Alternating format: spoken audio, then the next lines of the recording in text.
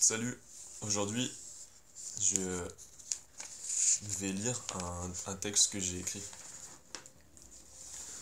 qui porte le titre de Connaissance générique humaine.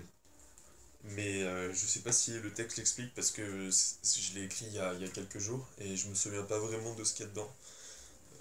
Mais je m'étais dit que j'en ferai une vidéo, alors j'en fais une. J'ai remarqué que tout le monde aime les anecdotes. Enfin, chacun son genre. Tout le monde aime car tout le monde s'en nourrit. Cela alimente les schémas de pensée des gens. Plus on a d'anecdotes, de détails, plus les schémas deviennent complexes et doivent être réduits. On obtient des schémas plus spécifiques, et un au moins plus générique. Générique, ça veut dire un peu passe-partout. Comme dire les jeunes est une généralité, elle générise une idée chez ceux qui l'emploient et chez ceux qui la reçoivent. Vivre de nombreuses expériences rajoute de la complexité et impose une mutation constante des schémas de pensée. Un travail de généralisation est fait inconsciemment pour rendre manipulable mentalement la somme de ces expériences. Ce processus est applicable à de nombreux domaines. Pour l'instant, j'avoue que c'est pas très compréhensible. Mais bon. L'un des deux qui m'intéresse, l'un des deux domaines, je reviens à l'un des deux domaines qui m'intéresse, c'est la philosophie. La philosophie répond à mon besoin de réponse à mes questionnements existentiels. J'ai essayé de varier les formes et les sources pour, inconsciemment, en déduire des schémas synthétiques. Il y a un moment où toutefois le questionnement devient trop complexe. Les schémas découverts ne font plus progresser la grande image. Chaque question engendre un nombre de réponses oscillant entre tout et rien, si bien que le questionnement en devient vain.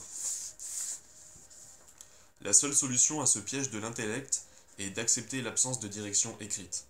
Tout le monde est perdu, personne ne connaît le futur, même ceux qui l'ont clamé et fait inscrire dans le temps. Le constat passif est la première étape de l'acceptation. De l'acceptation. Ne pas prendre pour soi les aléas du destin. La seconde est la capacité à conserver son intégrité face à la nouveauté, de l'absorber, puis de l'intégrer ou non. Intégrer, se laisser inspirer par d'autres vivants, morts, humains ou non, étend la connaissance et enrichit nos schémas. Où trouver la volonté de chercher les connaissances, les expériences? La première réponse est dans l'inspiration. Elle donne un modèle à suivre, un repère vis-à-vis de la question qu'est-ce qu'on fait? Inspirer, alors, devient un moyen d'aider à réaliser. Conscient de cela, l'inspiré auto-légitimé devient inspirateur. Le partage des expériences est une seconde manière d'entretenir la volonté de vivre des expériences. La troisième, enfin, est la conviction. Je me convainc que je ne suis pas flemmard. Je ne le suis plus. L'important alors n'est pas de chercher à savoir si cela est vrai ou faux, mais d'agir comme j'aimerais que mon meilleur moi, le moi inspirateur, soit. En affirmant ce que je suis, sans certitude, je suis prêt à tout accepter. De plus, l'habitude est améliorée de manière contingente à l'adaptation du prisme de la pensée. J'accepte plus facilement la nouveauté. Dans l'absolu, cela élargit mon champ de connaissances. Et ses fruits seront plus nombreux que ses graines.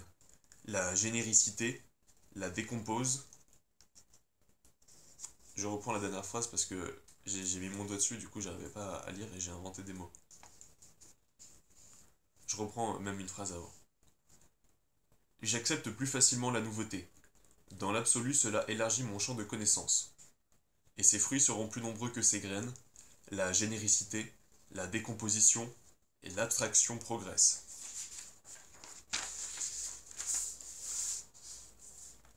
L'autre domaine qu'il m'intéresserait de développer est celui des pratiques énergétiques.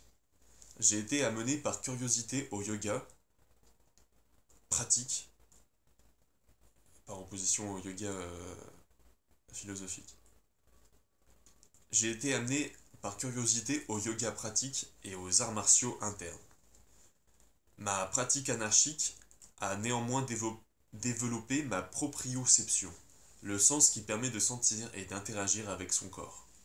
Par tâtonnement, après des exercices de respiration profonde, des mouvements m'apparaissent et j'apprends des mois plus tard qu'ils sont connus dans telle ou telle discipline. Selon moi, il est possible de s'approprier sa propre pratique uniquement en développant sa proprioception. Le corps connaît ses postures optimales.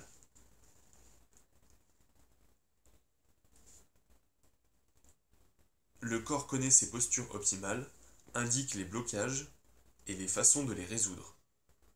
Nourri d'inspiration croissante, ma connaissance croît horizontalement et ma pratique verticalement sur l'axe de la généricité. Ça, c'était de la balle.